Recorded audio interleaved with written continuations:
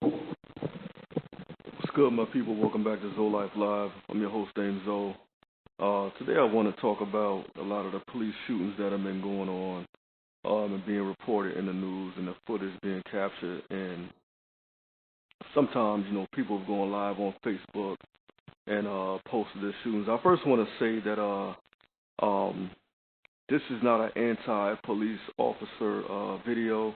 I've actually seen officers on YouTube or different news clips and stuff like that actually go above and beyond not to shoot somebody. It's crazy. I remember seeing a video where some idiot was robbing a store. He was not armed, but he didn't know there was a police officer right behind him. And the police officer took out his gun and struggled with the suspect. He actually wound up putting his gun back in his holster. And the suspect was pretty strong. He kind of wrestled him. He needed store employees to help. Employees got involved, and eventually they subdued and handcuffed the suspect. So I give a lot of credit to that particular police officer, because if I was a cop, I definitely would have pulled my gun, especially being overpowered by somebody that was trying to rob a store. Even though he was unarmed, if he's struggling with me, he could have gotten my gun and killed me. So I do understand those particular types of encounters with police when they become fatal. However, I don't understand when you have a fleeing suspect.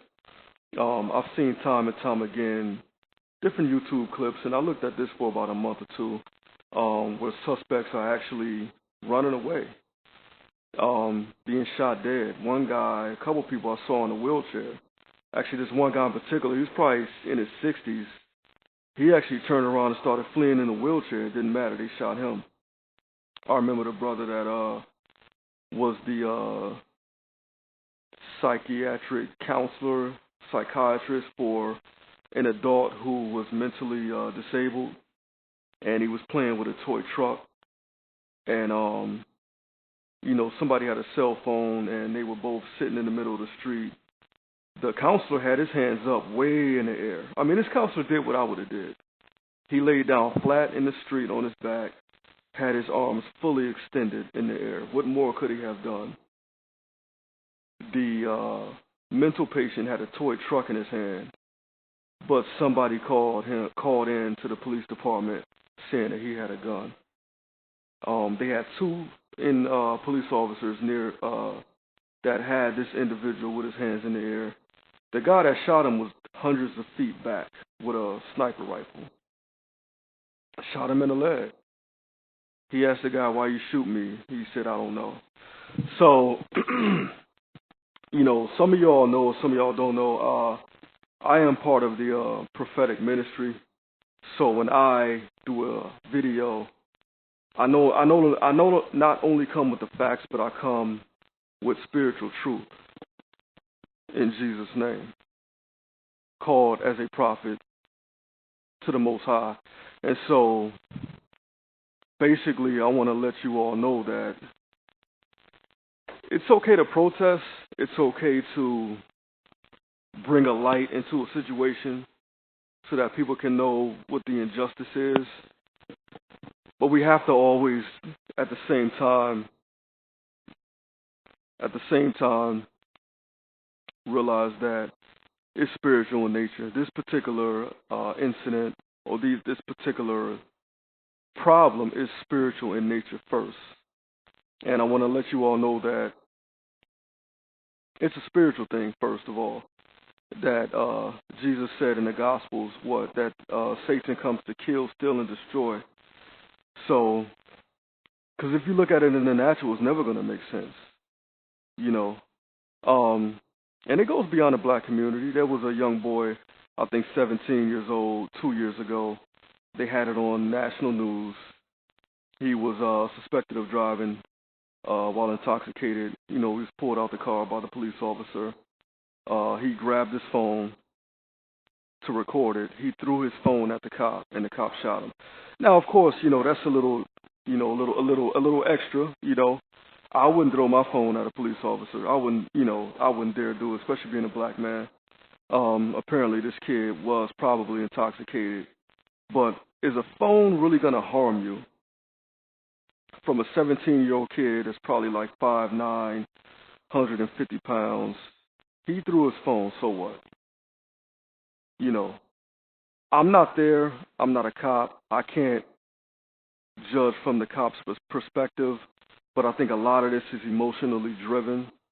And the cops, a lot of police officers have their feelings on their sleeve, and they feel like if you disrespect me, I'm going to lock you up or I'm going to kill you. That's the only way we can really look at it from. Because look at the case of Sandra Bland. Sandra Bland did everything right. Sandra Bland did everything that a law-abiding citizen should do to protect their constitutional rights. Because if we don't, we're going to continue to be ran over. Now, she was riding down the street. Cop was driving at a high rate of speed. She's thinking, okay, I'm not doing anything wrong. She's on her first day to the job. She's a professional. She just moved into town. She's thinking, oh, let me pull to the side to let this cop get past. Now, granted, I would have used my signal because I know that many of these police officers are looking for a reason to pull you over. I would have used my signal to pull over. But she had every right to be like, okay, I'm not doing anything wrong. Let me just get over to the side and let him pass. She pulls to the side and the cop pulls her over for changing lanes without a signal. Now, you know how, and it's not really a laughing matter, but I don't know whether to laugh or cry. Because if you're a police officer going at a high rate of speed behind me and I haven't done anything wrong, I'm going to feel like I need to let you pass. This cop waited for her to do something wrong and then pulled her over. And she did everything right. She gave her license. She expressed her frustration, which is legal. There's nothing illegal about expressing your frustration. She told the guy, listen, he asked her, what's the problem? She told him, I'm a little frustrated because I pulled over to let you pass and you pulled me over. No law against that. She produced her license. She produced her registration. She didn't roll down her window, and many lawyers will tell you not to fully roll down your window in a police encounter for various reasons what I'm not going to get into here. It's not necessary. She's smoking a cigarette in her own car, which she's allowed to do.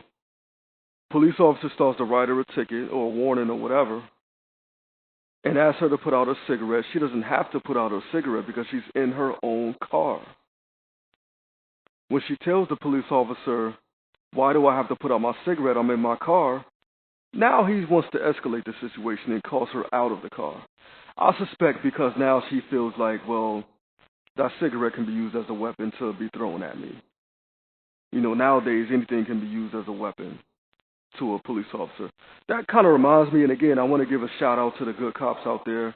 I remember one day I was probably maybe 22 years old, and I got pulled over because it was a dumb reason to pull me over.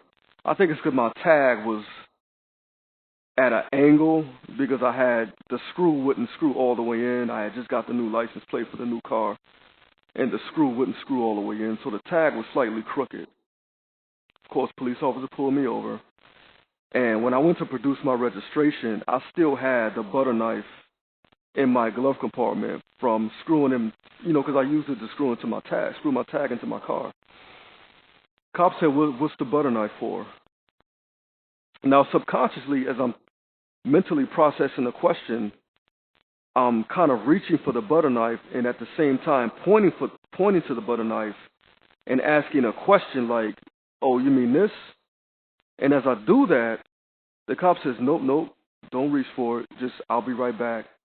Just let me go to my car and run your information.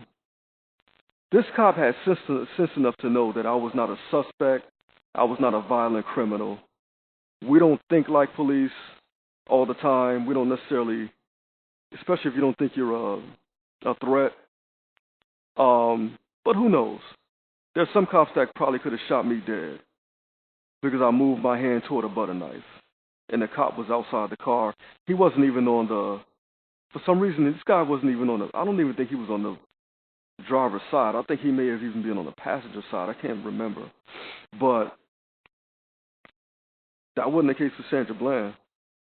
I mean, she was ordered out of the car. Granted, I would advise to get out, or a lot of lawyers would advise not even to get out your car because you really don't have to.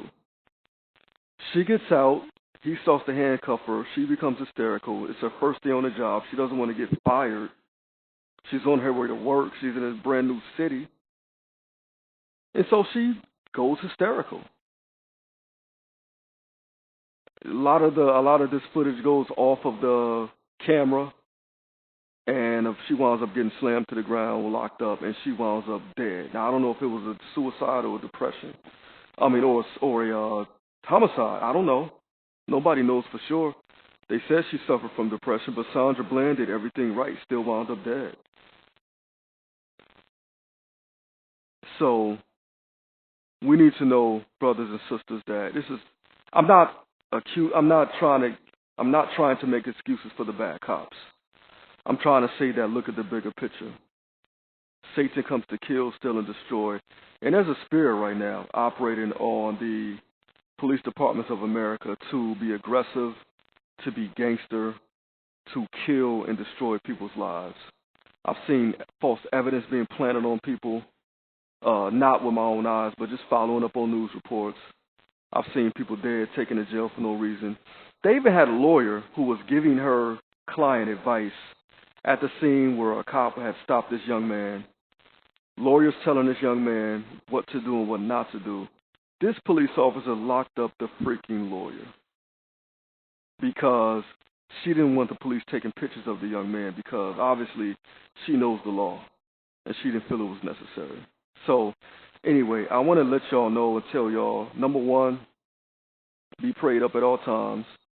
Number two, research and study what your rights are and act in accordance. At the same time, be smart because you don't know whether or not this cop is emotionally out of control and is going to break your windows, shoot through your windows, shoot you, or slam you to the ground and seriously injure you. We're going to do part two of this. I just want to say from a prophetic perspective, we need to handle this, number one, with prayer before we go out and protest. All my people that are followers of Jesus, it's time to pray about this and pray and command authority against the spirit that's trying to kill, steal, and destroy. In Jesus' name. Facebook.com/ZoLife Live, or you can go to YouTube, type in ZoLife Live, ZOE Life Live. You can rate, comment, subscribe. God bless. One.